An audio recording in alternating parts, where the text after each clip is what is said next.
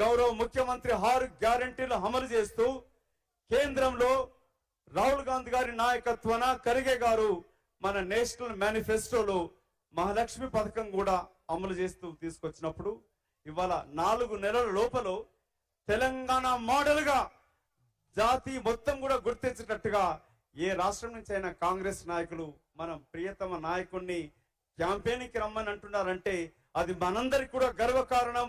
ముఖ్యంగా ఎల్బీ నగర్ ప్రాంతానికి అత్యంత గర్వకారణంగా భావిస్తూ 6 గ్యారంటీ అమలు, ముఖ్యమంత్రి పనిచేస్తున్న తీరు, ప్రజా పరిపాలన తీసుకొచ్చి మార్పు మొదలు పెట్టినాక బిఆర్ఎస్ నాయకులకి దడగొట్టింది.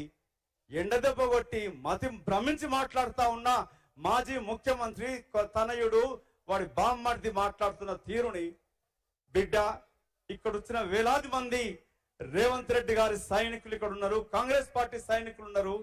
వారిని టచ్ చేస్తే మీ బట్టలు ఊడగొడతారు. మా ప్రభుత్వాన్ని పడగొట్టాలనుకుంటే మీ మీ మీ ఒంటి పైన బట్టలు కూడా మిగిలవు. ఇక్కడ వచ్చిన జనాభాను మీరు గుర్తించండి. మా ప్రజా నాయకుడు ప్రజా ప్రభుత్వం ఏర్పాటు చేసి ఇచ్చిన ప్రతి అమలును నెరవేరుస్తూ ఇవాళ రైతు బజార్లో రైతులకి ఆగస్టు 15 లోపన రుణమాఫీ చేస్తానంటే లవ్వర్ చెప్పులు తిరిగి హరీష్ రావుకి దిమ్మ తిరిగిపోయినది. వాడికి ఎట్లా పదవి ఊడుతుందని చెప్పి రాజీనామాను భ్రమిస్తా ఉన్నాడు. మీ అందరికి ఒక హెచ్చరిక, రేవంత్ రెడ్డి గారు వెనకాల తెలంగాణ ప్రజలు ఉన్నారు.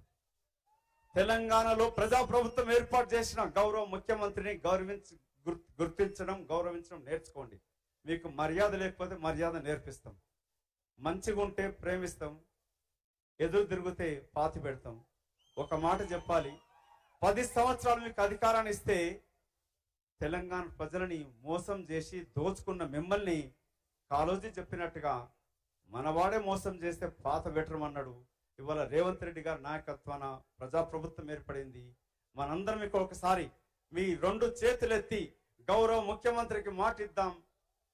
తన గౌరవం కాదు ఇది, కాంగ్రెస్ పార్టీ పటిష్టత. కాంగ్రెస్ పార్టీ మనందరం గర్వంగా ఎత్తి తిరిగేటట్టు ఉండాలంటే 15 సీట్లు ముఖ్యమంత్రి గారి లక్ష్యం 14 సీట్లను గెలవాలి. యావత్తు తెలంగాణ ప్రజలను వేడుకుంటా ఉన్నాం. 10 సంవత్సరాల దుర్మార్గ పరిపాలన బీజేపీ బీఆర్ఎస్ పరిపాలన అంతమొందించి ఇవాళ ఒక్కొక్కటి గెలవలేక బీఆర్ఎస్ పార్టీ ఇక్కడ బీజేపీతో చేతులు కలిపి తెరచాటున బీజేపీని గెలిపించే ప్రయత్నం చేస్తుంది. BJP BRS 2 దొందుకు దొందే.